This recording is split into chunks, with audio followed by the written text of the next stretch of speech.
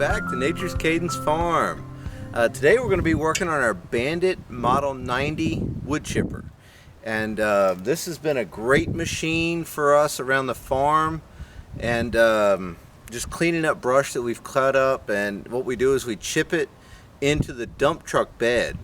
And so that gives us a really nice bedding for the chickens or for garden beds and stuff like that. So but yeah, this has been an excellent investment for the farm, and yeah, I can't say enough good things about it. So what we're going to be doing today is we're going to be changing the tires out. So I've got a problem with the with this tire on this side. I think the rim actually has a hole in it. We're going to get in here and check that out. But I bought me some new tires, and I'll put a link down below for these tires, so make sure you check that out if you do have one of these and you need some tires for it. But yeah, so let me get you in here, and we're going to get this old rim and tire off that's flat, and go ahead and get these new ones on. So you can see I've got the axle with a jack underneath of there, and I went ahead and picked the chipper up on this side at least. And I'm missing, didn't realize this, but I'm missing a lug nut. Not sure exactly what happened to that, but we'll make sure we get another one put on there before we get going too far with this thing. But you can see the tire's flat. It's been flat, and I've put brand new tires on this rim. In fact, the guy who had this before me, he had put new tires on this rim too, and had the same thing happen. So I'm pretty sure somewhere in this rim there's a hole in it. But that's okay, because we're going to pull this one off and put a new tire and rim combo on here.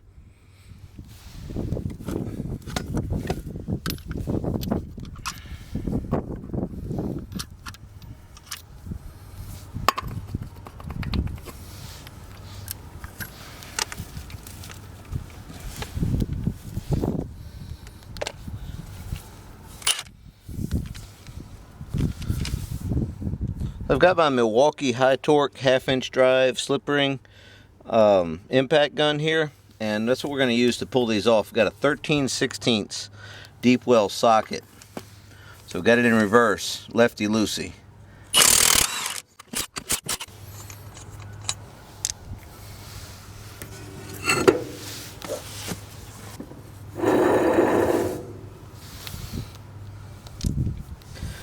Well, sounds like I was just kind of checking this bearing here. Might go ahead and pull this cap off, pull these bearings out, repack them before we get going too far. I'm going to start with removing this cap here. And all you need is a rubber mallet. I'm not sure exactly what brand this is, but if I find one similar, again, check down below for some links. So I'm just going to drive away from the hub, around, and pop that right off. It's got a pretty big dent in it, and I can see here where it was rubbing. So what I'm going to do is take it inside and drive that hump out of there so it goes back flat again. So it looks like we've got a cotter pin, and the nut is loose enough to do by hand. So let's see if we can get this cotter pin out of here. Just bending it as straight as I can. They're not going to be perfect once you bend these things, but we're going to get it close.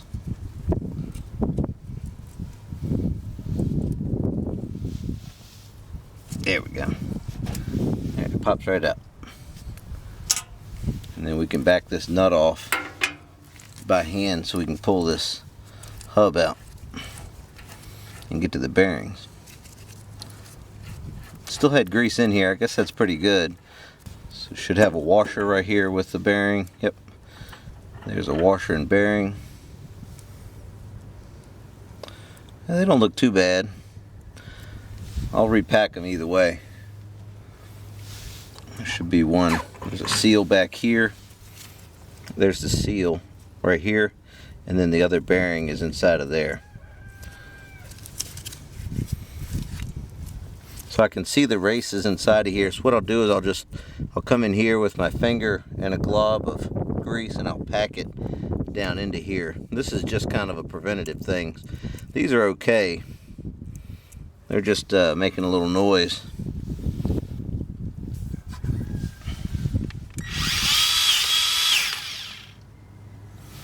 So there's a glob of grease I got out of the grease gun there. And again, like I said, what I'll do is I'll reach up in here and kind of see if I can show you what I want to do. Smash it down inside of the bearing like that.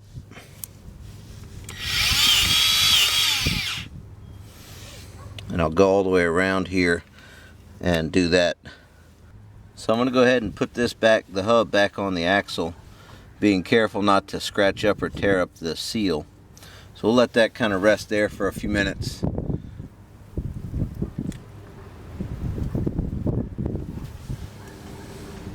going to go ahead and grease this one up here. And I'm just pumping some grease out of my M12 grease gun and packing it into here. I've got Valvoline Cobalt grease is what I'm using. And this washer is keyed like this with this flat spot here. I'm going to wipe some of this old grease off and put this back in place. There we go. So it looks like the bearing, it goes flat like this right here. There's a flat spot on the shaft, and then this flat spot of the washer goes on that, like that. We've got our castle nut back here. Thread that back on here. And this was kind of finger tight. I'm not sure if the bearings just wore that much.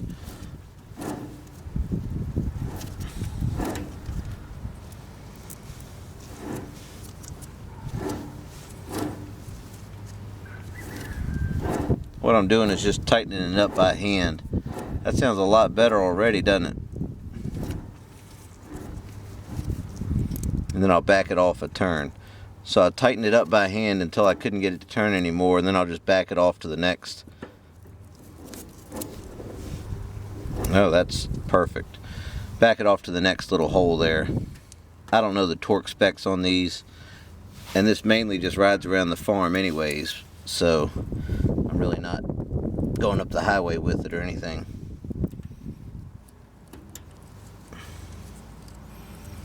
Just going to fold this cotter pin over back the way it was. I think it was kind of in this area here. That cap doesn't have a lot of room in it, so try to get these together here, kind of fold it in like that, and that should give us plenty of room to get the cap back on and back in position.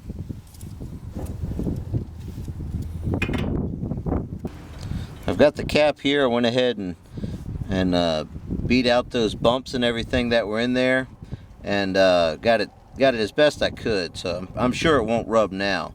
So let's go ahead and put this in place. So we're just going to hold it halfway straight on there and then start driving it on with the rubber mallet.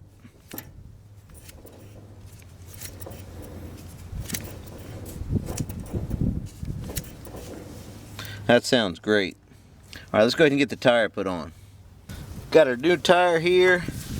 Let's go ahead and put it up on the hub. See if we can find these studs in here. There we go. Beautiful.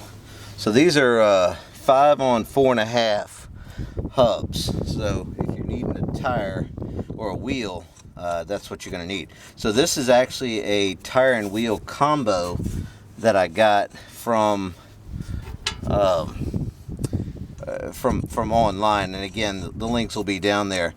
But I thought this would be a pretty good deal because it was all in one, and the price was affordable for what you get, I thought, because these are actually 2,000-pound tires. You want to make sure you get trailer tires for your application, for this application at least, because this is a trailer, because they have a heavier sidewall, and so what that's going to do is help with the stability of the equipment when it's going down the road. So I just got all these lug nuts started. Remember, I'm missing one lug nut, which I'll grab one. In fact, I'll leave this one off, and what I'll do is I'll look in my supply and see if I've got one. So let me go do that. Let's see what we got. I might have one here. Okay, I didn't see one in my stash. But what I'll do is when I get to the auto parts store, I can pop one of these off tomorrow, because I got to go out, or pop one of these off. But I'll just show you kind of what it looks like with it all tightened up and nice and pretty on there. So let's go ahead and run these up, and we'll go ahead and tighten them down.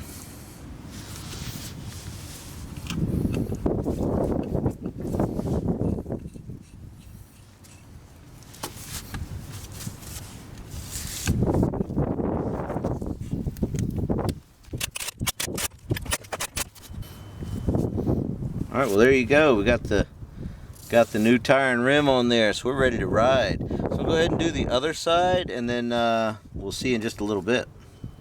All right, well I got these new tires on here and wheels, and man do they look good. Really gonna help out just keeping this thing running and on the road. So thanks for watching, and we'll see you next time.